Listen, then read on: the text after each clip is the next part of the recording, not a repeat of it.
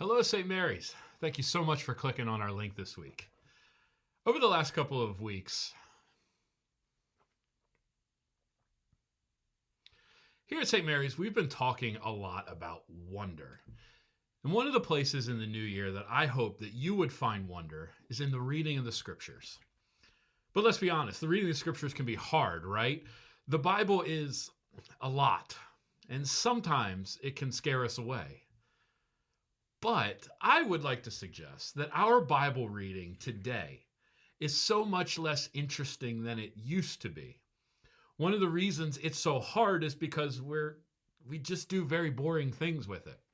Is the Bible really just a series of advice columns? Or is it possible to wonder that there is something more going on here? And for me, one of the ways that I cracked that open in my own life was by reading the ancient Christians. They opened up the power of Scripture to me and showed me a completely different way of reading the Bible, a way that's so much more interesting. And it moved me from this stodgy, dull, here's what you ought to do, to a more dynamic, here's what God is doing in the world. Today, I'd like to offer a way of reading the Scriptures by looking at the story of the baptism of Jesus. We kind of skipped over the baptism of Jesus this week, but here's a good opportunity for us to go back, catch this story, and see what it might have for us. And I want to look at this story through the eyes of one of the great ancient philosophers. His name is Saint Gregory of Nazianzus. He was a 4th century archbishop of Constantinople and a classically trained orator and philosopher. In fact, he was instrumental in developing Byzantine theologians. And in fact, we call him one of the 3 great Cappadocian fathers. He was critical in conversations around the Trinity, so much that to this day, we still use much of his insight to describe the Trinity. And he reflects on the story of the baptism. Of course, we remember this story. Jesus comes to John the Baptist and he wants to be baptized. John doesn't want to do it. And John says, very appropriately, he says, I should be baptized by you. But Jesus says, no, we do this to fulfill all righteousness. Wonder what he means by that. But John is obedient, and so John baptizes him in the Jordan. Jesus comes up out of the water, and it tells us that the heavens tear open and that a dove descends, and God says, this is my beloved Son, whom I love. With him I am well pleased. It's a beautiful story, but a mysterious one, and one that doesn't lend itself to, here's what you ought to do kind of thinking. Here's what St. Gregory of Nazianzus has to say about it. He writes, Jesus rises from the waters, the world rises with him.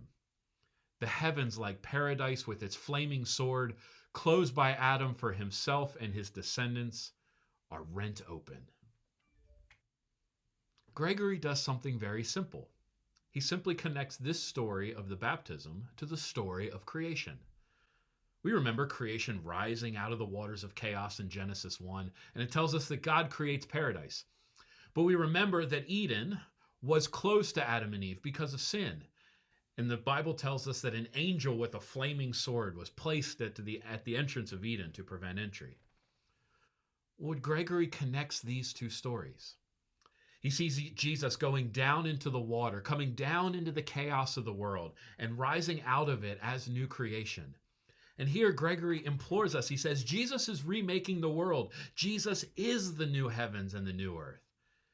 And in the cracking open of heaven, Gregory sees paradise cracked open again. The flaming sword that we saw in Genesis is turned from an instrument of war into a symbol of peace, a dove that descends on Jesus. Paradise is here in the person of Jesus. And then in the words of God, he says, this is my Son, with him I am well pleased. And what we're intended to hear, I think, is it's not just that God is pleased with Jesus, but that all who are identified with Christ, who walk in the way of Christ, who join Jesus in those waters and become a new creation, with us God is well pleased. Paradise is open for us and we are being made new. And I hope you can see how this is such a better reading. And this is what the scriptures can do. The scriptures don't tell us what to do all the time, but it does tell us what God is doing, making the world anew and making you a new creation. And so the call of faith, what do we do, is to live like this is the truth. paradise is not cut off from us. Paradise is Emmanuel, God with us. And our job is to develop our senses to discern God's presence and to see paradise breaking out all over the place in your life and in mine and in ours. And so in this way, this year is ripe with possibility. It's bursting with touches of paradise, of new creation, because Christ walks among us even now. And so my prayer for you as you head into this week is that you would know that new creation in your life, that you would know renewal in your life and in our life together as the people of St. Mary's. I pray that you have an awesome week and that God's presence is abundantly clear to you. Peace and good, y'all.